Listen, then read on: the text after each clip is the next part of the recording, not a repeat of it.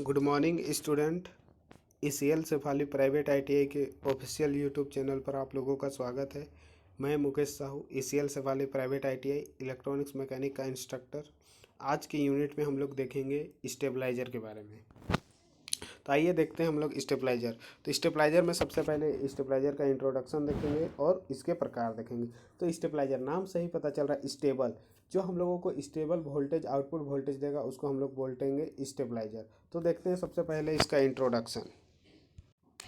जो हम लोगों के घरों में टीवी हो गया, फ्रिज हो गया या पंखा हो गया, उसको स्मूथ ऑपरेशन के लिए हम लोगों को एक कांस्टेंट वोल्टेज की आवश्यकता होती है, जो वोल्टेज में वेरिएशन ना करे। तो हम लोग के जो घरों में आती है 230 वोल्ट की, 220 वोल्ट का आता है और 50 हर्ट्ज की फ्रीक्वेंसी AC इनपुट आता है। जो हम लोगों के घरों में आती है तो देखते हैं घर में वोल्टेज घटते रहता है, बढ़ते रहता है। तो जो वेरिएशन होता है हम लोगों का वोल्टेज में 6% का वेरिएशन होता है और जो फ्रीक्वेंसी होता है उसमें 3% का वेरिएशन होता है, जिससे हम लोगों की इनपुट वोल्टेज 216 से 244 वोल्ट हो जाती है और जो फ्रीक्वेंसी होता है उसमें हम लोग को 48.5 से 51.5 हो जाता है।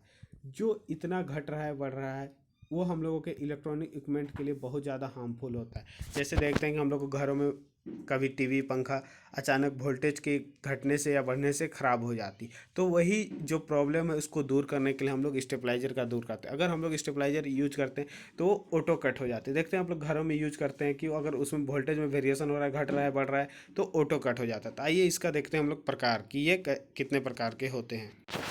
तो जो वोल्टेज स्टेबलाइजर है वो हम लोगों को 4 प्रकार के होते हैं। जो पहला होता है उसमें ऑटोमेटिक मैनुअल वोल्टेज स्टेबलाइजर, दूसरा होता है ऑटोमेटिक वोल्टेज स्टेबलाइजर, तीसरा होता है क्वांटेंट वोल्टेज ट्रांसफार्मर या इसको बोला जाता है CVT शॉर्ट फॉर्म में। ये इंपॉर्टेंट है, आप लोग इसका फुल फॉर्म याद रखिएगा, CVT मतलब कांस्टेंट वोल्टेज ट्रांसफार्मर। और चौथा आता है सर्वो वोल्टेज स्टेबलाइजर। तो सबसे पहले हम लोग देखते हैं मैनुअल वोल्टेज स्टेबलाइजर। तो नाम से ही पता चल रहा है मैनुअल, जिसको हम लोग मैनुअल ऑपरेट करते हैं, मतलब खुद से उसको हम लोग वोल्टेज घटा बढ़ा सकते हैं, तो उसको बोलेंगे मैनुअल वोल्टेज स्टेबलाइजर। दूसरा है ऑटोमेटिक, जो ऑटोमेटिक अपने वोल्टेज को घटाएगा बढ़ाएगा, मतलब एक कांस्टेंट वोल्टेज पे हम लोग फिक्स कर देते हैं, अगर उसमें वेरिएशन होगा तो ये खुद ब खुद चेंज हो जाएगा, उसको हम लोग बोलेंगे ऑटोमेटिक वोल्टेज स्टेबलाइजर। तीसरा आता है कांस्टेंट वोल्टेज ट्रांसफर, जिस ट्रांसफार्मर के इनपुट में कैपेसिटर लगा रहे उसको हम लोग बोलते हैं कांस्टेंट वोल्टेज ट्रांसफार्मर। और चौथा आता है सर्वो वोल्टेज स्टेबलाइजर। तो सबसे पहले हम लोग देखते हैं मैनुअल वोल्टेज स्टेबलाइजर। तो मैनुअल वोल्टेज, जो मैनुअल वोल्टेज स्टेबलाइजर रहता है उसमें हम लोग का मेनली 2 पार्ट्स होता है। पहला होता है ऑटो ट्रांसफार्मर, पहला होता है ऑटो ट्रांसफार्मर और दूसरा होता है रोटरी स्विच। तो ऑटो ट्रांसफार्मर हम लोग जानते हैं, ट्रांसफार्मर जो AC वोल्टेज को AC में कन्वर्ट करता है उसको हम लोग बोलते हैं ट्रांसफार्मर। और उसी प्रकार हम लोग नेक्स्ट वीडियो में भी देखा चॉपर, जो DC को DC में बदलता है उसको चॉपर बोलते हैं, और जो AC में AC में बदलता है उसको ट्रांसफार्मर बोलते हैं। तो ट्रांसफार्मर हम लोग का क्या होता है, एक प्राइमरी वाइंडिंग होती है, एक सेकेंडरी वाइंडिंग होती है। इस प्रकार से हम लोगों का ट्रांसफार्मर होता है, जिसमें हम लोगों का एक प्राइमरी वाइंडिंग होती है जिसपे हम लोग इनपुट देते हैं और इधर आउटपुट देते हैं।